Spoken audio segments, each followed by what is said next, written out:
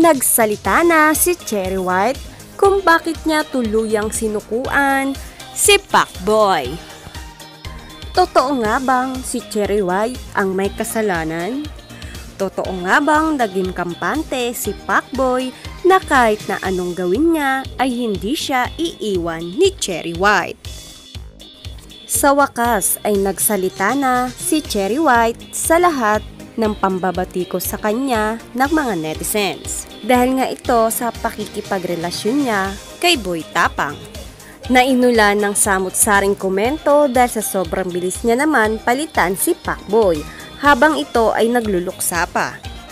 At ito nga ang naging caption ni Cherry White. Paglilinaw para sa lahat. December 19 after Christmas party, hindi na siya umuwi. O, asa kayo December 19? Hindi.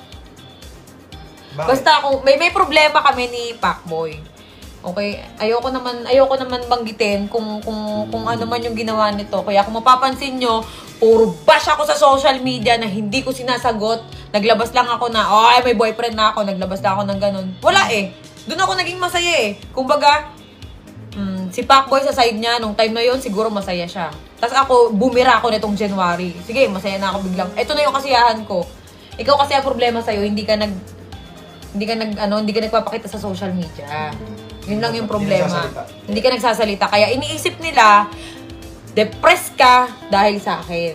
Dahil dun sa nangyari sa amin ni Tapang, kailan lang naman pumasok siya. Kaya nga. Pero, actually, mga idol, kasalanan ko naman din talaga. Kasi nung mga time na kailangan niya ako, yun na nga, yung nasa ospital siya, wala ako nun.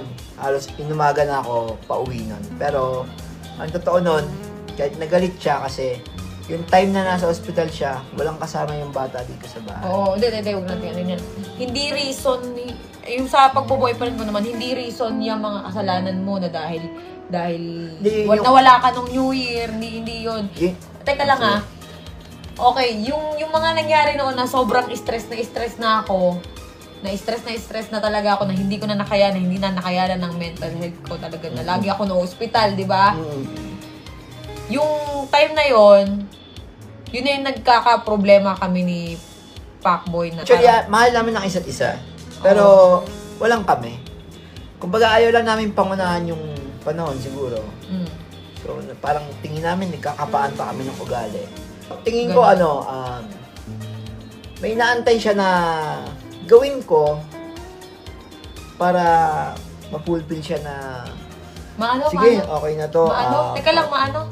Basta yun yun. Nasabi ko na. Maano? Fulfill. Ano yung fulfill? Mapunan. Mapunan. Fulfill. Kumbaga, kunyari, parang may inaantay siya na bagay na i-improve ko sa akin. Pero tingin niya, hindi pa niya nakikita. So, parang gano'n. So, waiting tayo doon hanggang dumating tayo sa point na hindi na kami magkasundo. Actually, may mga away kami na tago. May away din naman kami na nakikita nyo. Ngayon, kaya kami magkasama ni Kalbo. Yan, kasi para ayoko nakikita siya na ganyan, na parang nahihirapan. Kasi nung hindi na siya nagpapakita, eto ha, lilinawin ko lang, nung hindi na siya nagpapakita, wala pa si Tapang noon. Wala pa sa buhay ko. Kumbaga, ayun nga, akala ko hindi na siya magpapakita, hindi siya magpaparamdam sa akin kasi ayaw mo nang umuwi, wala naman akong ginawa. Kung siguro, kasi masungit ako minsan sobrang strict ako sa bahay, di ba? Kaya siguro nagkaganon din to si Pacboy.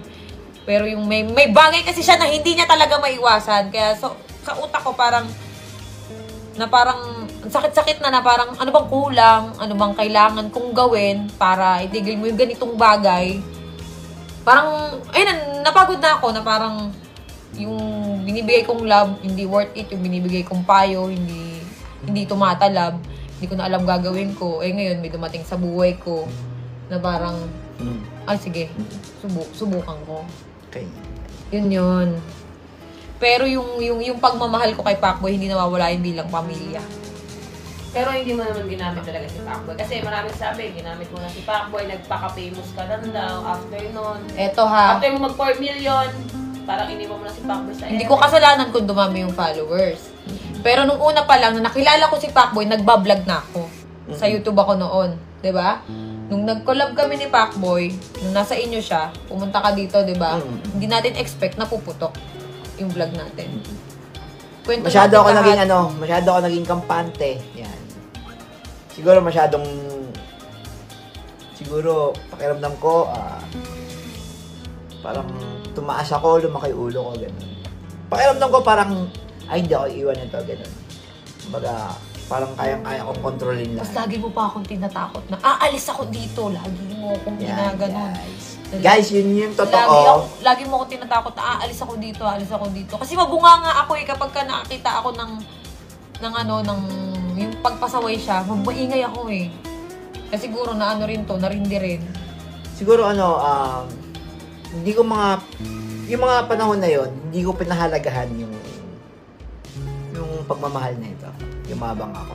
Kumbaga, Hindi ka yumabang na yung mamayabang ka, ganto ka. Hindi ka ganun. Kumbaga, naging kampante ka lang. Na, hindi ako iiwan nito. Parang ganun. Hindi ako bibitawan nito. Kabisado mo na ako Parang isang suyo ko lang dito. Ganun. Yun, masyado ka naging kampante. Ayun, gusto ko lang din mag-sorry kay Pacboy. Kung gusto ko rin mag-sorry sa inyo. Alam ko, nasaktan ko yung feelings mo. Ngayon lang, alam mo yan, ngayon lang ako ganto. Hindi ko rin alam, parang biglang boom, biglaan Come on!